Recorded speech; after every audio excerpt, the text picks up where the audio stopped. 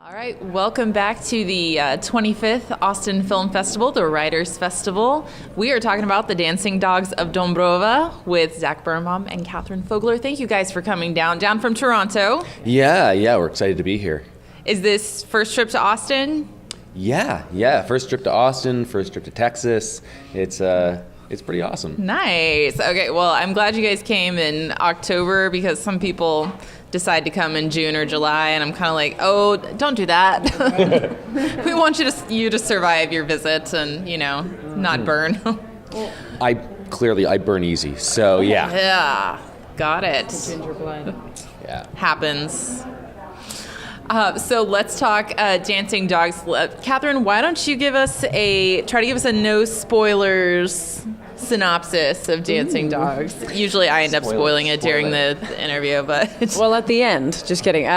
It's about an estranged sister and brother who travel to Poland at the request of their grandmother to retrieve something from her past, and that something is the bones of her favorite dog from the 1930s. Mm-hmm.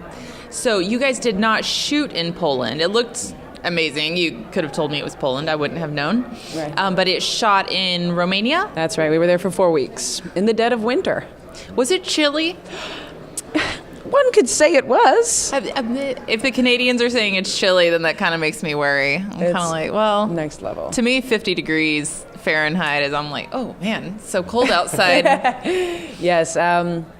If you need survival tips for surviving Romanian winter in a spring jacket, you could hit me up. In a spring jacket. In a spring jacket, yeah.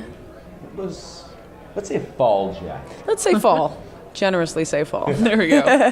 What's a fall jacket to Toronto people is, a ridiculous parka to a Texan. Yeah. Okay, so how did you end up finding this little town there in Romania? Yeah, so we actually filmed most in the Transylvania region of Romania, and in various spots. So it's not all one. The main hub is called Cluj. It's near Sighișoara, but we were also in Sibiu. We were in Mediaș. So we were in a few different places, but it really is just location scouting. It's talking to our service producers and and managers there, and location scouts, and us just going online and on like Airbnbs to try and find what's a cute little guest house? What does that look like here? And it was a process, and so every location, we were very specific about and wanted to make sure was the right look and feel for the movie, but also for the town, and that it always was consistent. And so it was just the cinematographer Stephen Whitehead and I went out to Romania in the fall of 2016, I want to say, and to do some casting and some location scouting. So we found a lot of stuff then, and then when we went back for pre-production in January of 2017, there was a few leftovers, and we just there was a few different towns we were trying to figure out what would make the most sense, and we settled on Cluj, and it's gorgeous. It's this 100 person town that we're in this guest house that with they make eggs in the morning from the eggs that the chickens are laying outside, and the milk is from the farmer down the street, and it's all barter system, and it's beautiful. It's literally a horse and carriage town. It's people are there's a shot of the movie of a guy with a horse and carriage. That was just somebody rolling down the street. Legitimately, we just oh yeah, we'll get that shot because that's how they get around sometimes.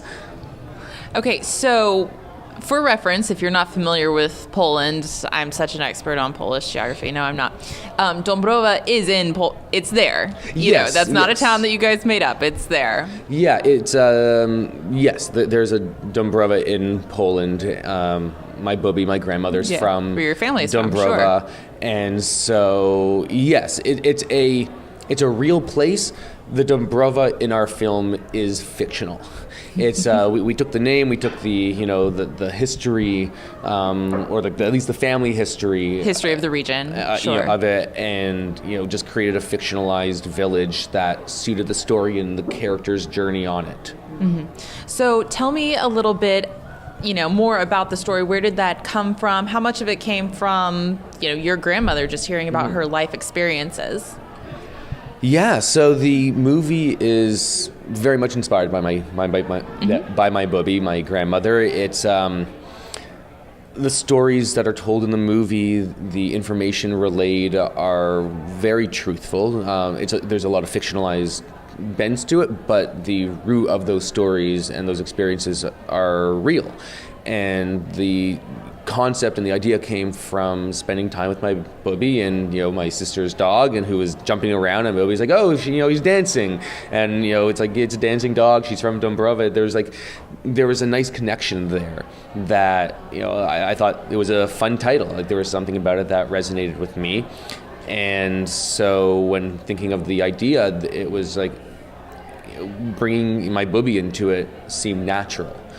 And so I came up with a general concept for what this movie should be, kind of mapped out, the type of characters, the general story, and then engaged the writer Michael Watling, who I work with on other projects, and pitched him the idea, and he's like, yes, I want to do this. And so he and I further developed the story, and then he went off and wrote an amazing script. Yeah, so let's talk a little bit more about that script. Right away, we meet the siblings, the Kotler siblings, and the brother-sister dynamic is set up pretty quickly. We know exactly who these two are. I actually remember I was watching it, and the first or second line out of Aaron's mouth, I was like, oh, I get it. So she's like the cool sibling, and he's like some kind of statistician or something. And then later on, he calls himself a statistical analyst. I'm like, oh, yeah. That's good writing. It is great writing. Okay, so tell me a little bit more about Sarah. Tell me about Aaron and how you guys set up this vibe. Oh my God. Well, I feel like you said so much already. Yeah, Aaron's very, by the book, spitting out stats about, how likely death is going to come for us all.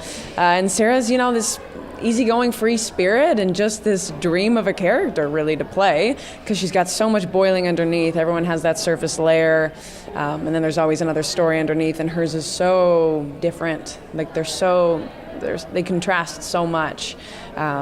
And yeah, anyway, building that relationship was so much fun because I'm a younger sibling, and yeah, I know what it is to look up to an older sibling and have so much respect for them. And at the same time, siblings relationships sort of do this throughout life. So you also sort of know what it's like to poke and prod a little bit. I'm not proud to say.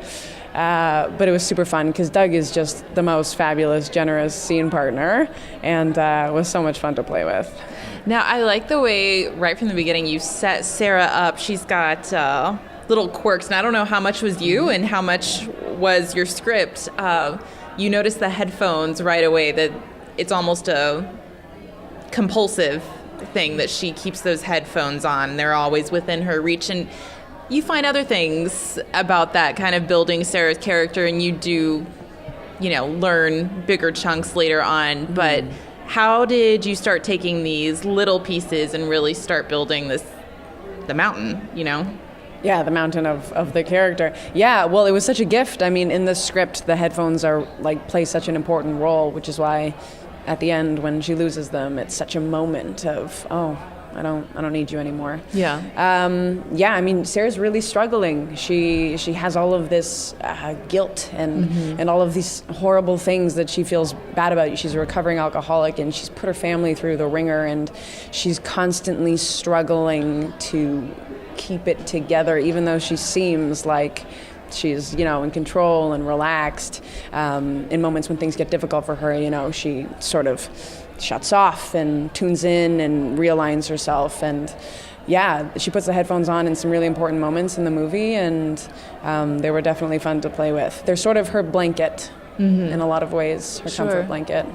It's her blue blankie. It's her blue. Literally, they're blue. Yeah, it's the blue blankie. The blue blankie. Yeah. I like it.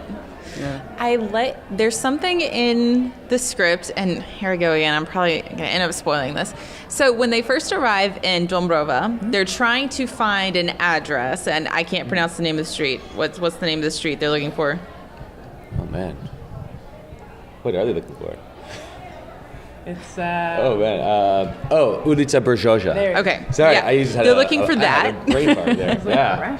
Yeah. And there's a plot device where, like, okay, yeah, this is this street, but it used to be something else. You know, Berzoja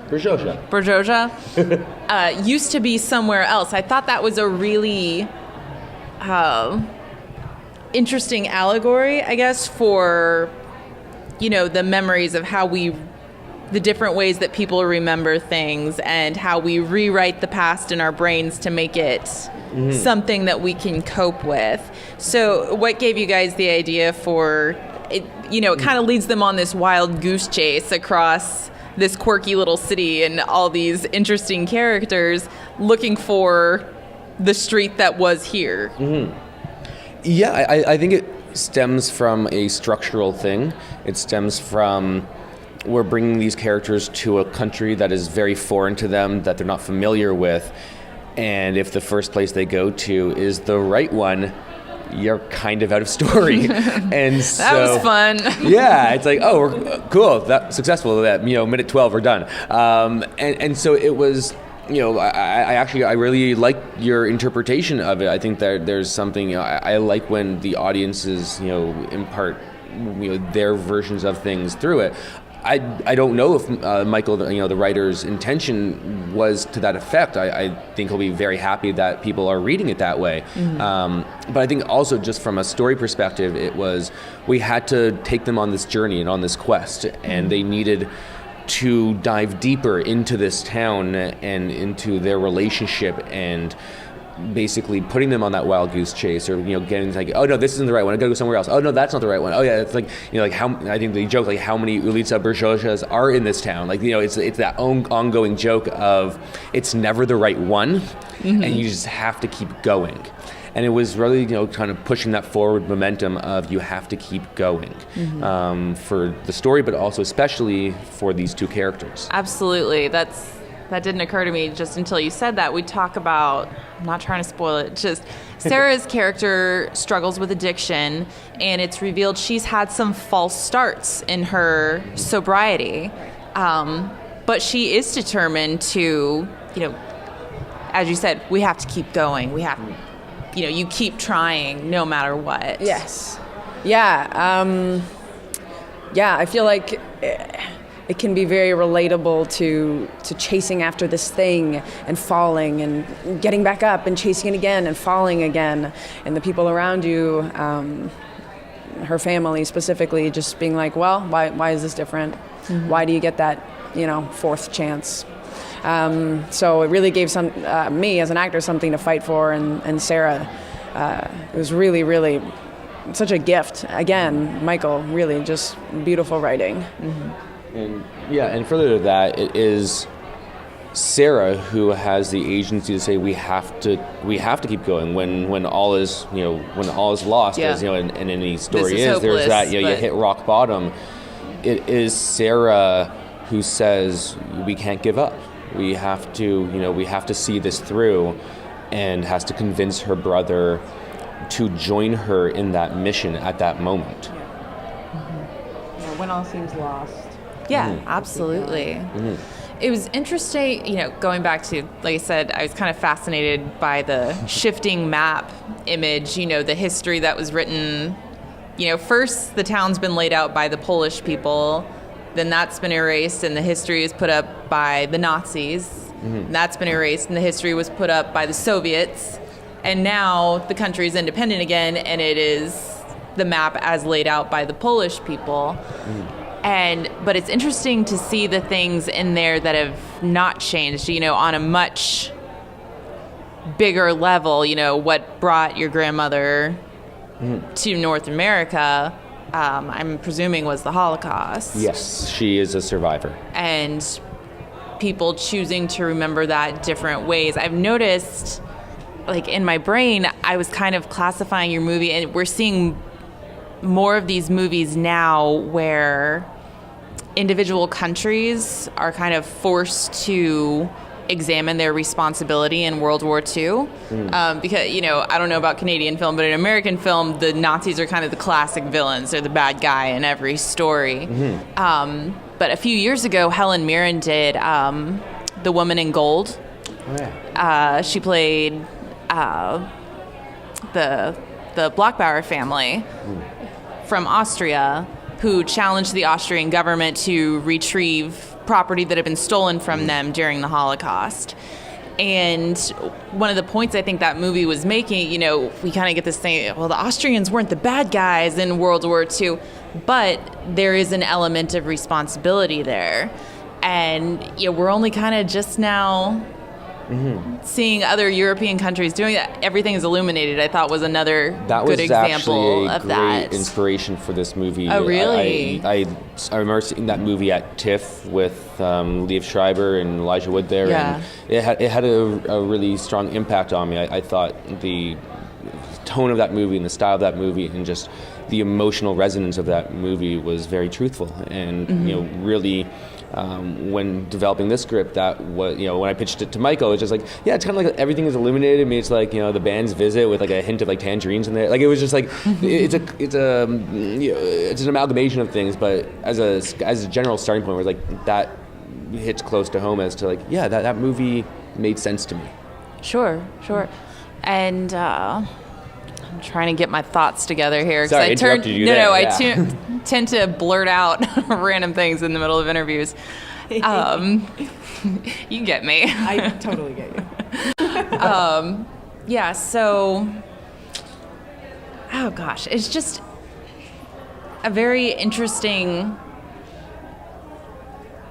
trend to me to, especially you had this scene in, the city has changed so much, the map has shifted so much, but one thing that they are able to find is the synagogue, which has not changed, and we see that that's something that has not grown and shifted since the grandmother left. It still looks like not a bombed out building, but it's an abandoned, beat up building, and we meet the rabbi there, who is it's a very touching moment. He's a solitary man there in the synagogue. So tell me about filming that and how you found that. That, I think, is one of my favorite locations. It's drop dead gorgeous. And the theme of this movie, to a degree, in terms of its visual palette, for me, was bleak but beautiful. And whether it's landscape or interiors, wherever. And to me, that synagogue, it's bleak but beautiful. There's a melancholy to that building and to that atmosphere, and yet you walk in and you're just like, wow, it's just it's beautiful. And so when we found that, we're all just like, this is the place. Like, we have to film here. We need to film. We need this place. And it's actually, they've reopened it recently to kind of bring in tours and everything like that, but nothing's changed. Like, there's dust on the window, the windows are broken and everything, but like the structural identity is, so powerful that when we went in there, like, the scenes just, it popped. Like, there were, the lighting, the camera work, but then you put the actors in the space, and being where we were, and it's an abandoned building essentially. There's no heat or anything like that. So like, you walk in and like, there's just, any sigh is like this breath just, it's coming out of their mouth. There's just something very beautiful and delicate about it, but also inherently just very sad. Yeah. If I actually may speak to that. Yeah. As an actor, it's such a gift to be given a location like that, because you don't need to make anything up. It's all right there. I remember the first time I walked in there, yes, it was freezing cold. You can see puffs of smoke coming out of our mouths. But just seeing like chipped paint everywhere, and I was like, where's this paint coming from? And then I looked up, and this beautiful mural was on the ceiling, and it was falling apart. And the paint was falling off of the ceiling onto the, not pews, what's it called in a synagogue? They're called... I'm Jewish. I'm doing a very bad job at knowing the seats. Benches. The benches, yeah. This might be pews. Let's say pews. Anyway, it's such a gift just because it literally took my breath away walking in there. So beautiful. And switching gears a little bit, there's a moment that is played for comedy, but it is really serious. You know, when we first meet Sarah, there's kind of an over-the-shoulder remark about, hey, be careful, there's anti-Semitic people here, you know, and we just kind of forget about it. And, you know, it's not a serious discussion, but then later on, and again, played for comedy, there is an old woman that they come across and a situation occurs. But yeah, at the same time, what's happening is extremely dark. You know, this woman who recognizes that she's dealing with a set of Jewish siblings and reacts very badly. That's kind of horrifying, really. It's very horrifying. I mean, I grew up in a Jewish community, very much in a Jewish bubble, as we say, and I really didn't know anti-Semitism growing up, just because all of my friends were Jewish. My family's Jewish, and once I went away to university, I experienced it for the first time, and I was shocked. I just had never heard it before, and I didn't know what to say. I was so young. It's real, and it's out there, and you can encounter it anywhere. I mean, what was it like shooting that scene for you as a Jewish woman? Yeah. I mean, I'm sure it was highly choreographed, you know, being that there was hopefully a fake gun involved. Yes. Want to be careful. Well, now that you mention it. But yeah, kind of the thought behind what you were doing. I mean, did it get to you? Yeah, well, there's this weird feeling of, oh, this is fake, I'm acting, she's acting, you know, we just spoke. And then there's, oh, this is a real thing that actually was happening, you know, 60, 70 years ago. Or maybe now, where, you know, had there been a Jew on her lawn, she might have, that's just a real thing that could have happened. And there's a part of my brain that's like, this is absurd, this is not something that could be real. And then there's that feeling of, oh, no, this could be real. Yeah, it was real. You want to speak to that? Yeah. Yeah, well, for me, this film is an absurdist drama, and so there's. I love that term. Yeah, absurdist drama. There's just things about it that, the intention was always to have this very serious and dramatic through line with these absurd and comedic moments that are just kind of simmering below the surface. They're not as overt. So yeah, oddly enough, one of my favorite comedic beats is when when Mrs. Sokolovsky, when that old woman realizes who and what they are, and we're in this close-up, and she just yells, Jews. And the way she says it, and it makes me laugh. It made me laugh on the page. No, I mean, it's one of those things. It's a funny moment. As a Jewish person, it's just the 0-60, just the absurdity of what, of where they are and what's going on. It just makes me laugh, but at the same time, there's that undercurrent of this is deadly serious. But so it's kind of riding that line, and that was kind of the point of the tone that we were going for, is to have that level of absurdity, but always be rooted in the in real dramatic conflict. Absolutely. So what is the next step for Dancing Dogs? I mean, where are you guys headed after this?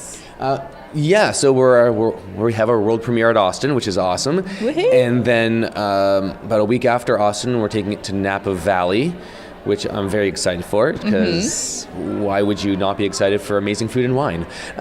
So that's... There is no reason not to be excited for that. Yeah, so we're in their Verge category, which is amazing. And then I guess by the time this goes live, we'll probably be able to announce that we're having our Canadian premiere at the Whistler Film Festival. So if this goes live before November 1st, I'm sorry, Whistler. Is it chilly there? It's quite nice there. Oh. And so we've got those few festivals lined up, and we'll see where kind of 2019 takes us. But we're very excited with the movie and with our festivals that we're playing at currently, and excited to see what happens beyond that. Awesome. Well, I really enjoyed the movie, enjoyed the message of re-examining the past, letting go of things you don't need. I don't want to spoil the ending, but Sarah does have her revelation there at the end, releasing your baggage, but also going back to pick up the things that might be really difficult. I hope you've gotten that opportunity with your grandmother to discuss. The siblings kind of lament the fact that they've never sat and listened to Bubby's stories and asked her the tough questions. So I hope you've had some opportunity to do that. Yeah, well, I think, a lot of those stories come through in the movie. And so, I've definitely interviewed her and talked to her. And, I think it's something that is important to kind of recognize the past and understand the past and to learn from the past. And so, this movie is really about, it's about recovery and reconnection. And I think, that reconnection is essential. Awesome. Well, again, thank you guys. Excited for your premiere tonight. Yes, and thank you for bringing it here. Thanks for spending some time with us. Thank you.